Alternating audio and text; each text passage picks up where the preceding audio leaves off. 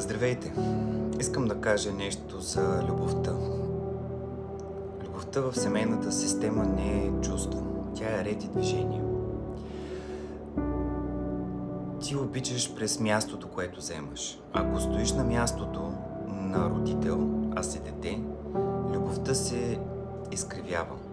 Проявява се тежест, вина, изтощение и детето започва да дава вместо да получава. И това не работи дълго. В системата действат три ясни принципа. Първият принцип е на принадлежността. Всеки има място.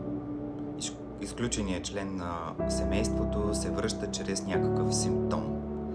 Например, повтарящи се съдби или конфликти без видима причина. Второ, йерархията.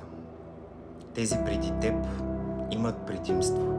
Родителят дава, детето получава.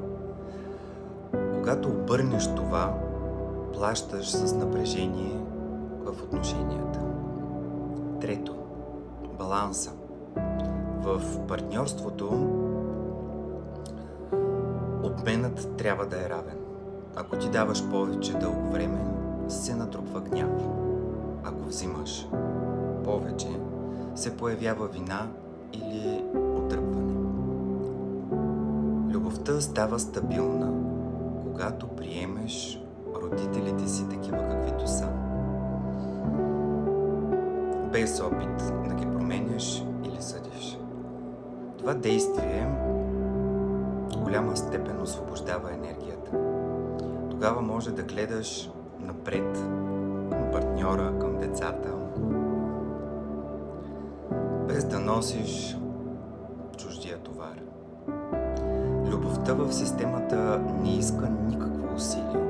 Тя иска просто място. И когато вземеш своето, тя започва да тече свободно към теб, през теб, към тези, които обичаш.